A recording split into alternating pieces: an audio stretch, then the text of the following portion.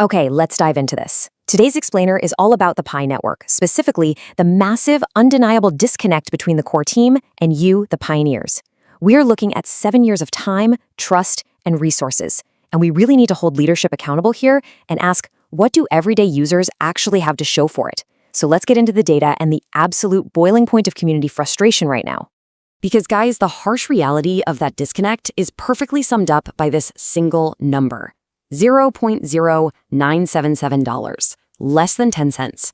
And this is down from an all-time high of nearly $3.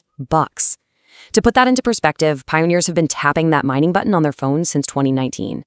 That is a full 7-year commitment that for so many people has basically culminated in a fraction of a cent. It's a stark contrast, and it is absolutely dominating every conversation across the network. And honestly, we have to talk about the $2 regret. Because over the last year, when Pi was hovering around that $2 mark, so many of us watched it, thought about cashing out, and didn't. We held on. And that shared community regret is so incredibly real right now. Pioneers are on the app literally every single day, voicing this exact pain, just kicking themselves for not selling when they had the chance. It's this massive, widespread feeling of a missed opportunity, completely fueled by today's rock-bottom valuation. I mean, 7 years is plenty of time to stop and ask, what did the community actually trade its attention for?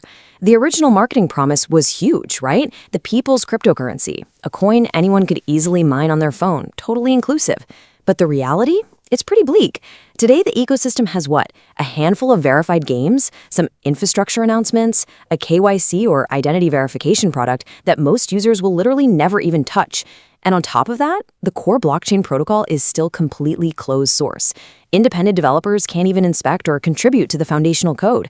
The only thing open to the public is a smart contract, which is really just a specific set of rules running on top of the chain.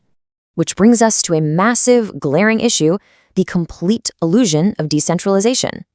Now, you know a real decentralized network relies on thousands of independent computers or validator nodes to verify transactions and keep everything secure without one central boss, right?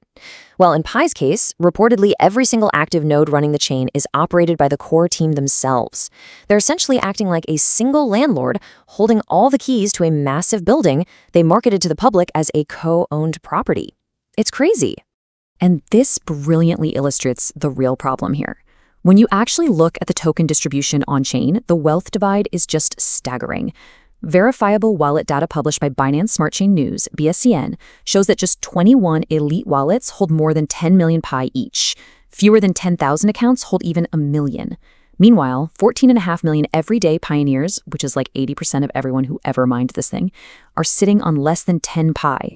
Oh, and it gets worse, because then there's the Pi Foundation's own largest wallet, which is reportedly just sitting on 52 billion tokens all by itself.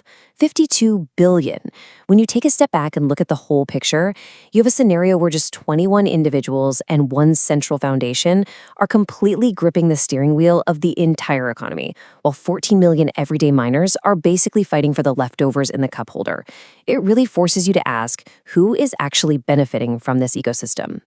And you know what? People are done being quiet about it. These aren't just random haters complaining. These are voices from pioneers who defended this project fiercely for years. Just look at Kozma over on X. He lays it out completely bare. All talk, zero agency, zero use case, zero impact. He is openly warning that if Pi keeps sliding towards zero, this intense frustration is a literal class action lawsuit just waiting to happen. The momentum of this anger is everywhere. Dr. Picoin perfectly nails the exhaustion over the development timeline, calling the whole thing painfully slow. Quote, doing in 7 years what should have taken 2. It just perfectly captures the absolute burnout of a user base that has been patiently waiting for nearly a decade. And then you have Meba Zouh, who goes straight for the jugular, warning of a full-on community revolt. They are pointing the blame directly at the core team for their absolute, total failure in transparency, specifically noting that leadership never clearly communicated where this price was actually supposed to go. They just left millions of dedicated users completely in the dark.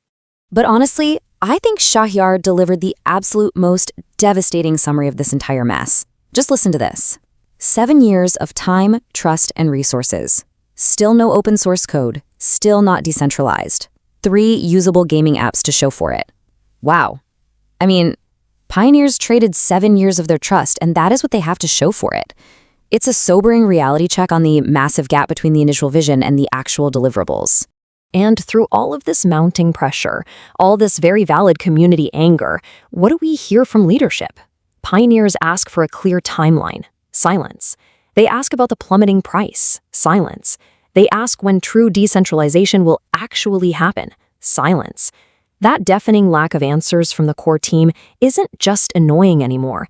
It feels suffocating, and it is entirely undeniable to the very people who built this network. Because here is the truth. A locked door doesn't calm a waiting crowd. It only breeds distrust. It just gives people way more time to imagine the absolute worst about what you're hiding behind it. For the community, those vague little roadmap graphics and posts about building quietly are simply no longer enough. We are beyond that. Pioneers are demanding that the core team actually step up. They want a real answer to a real question on a definitive date. So, looking back at that all-time high, I have to ask you directly, would you have sold your pie at $2? Leave your thoughts on that below. And more importantly, as this community demands actual transparency, what is the specific question you think the core team needs to answer first? Let's keep the pressure on.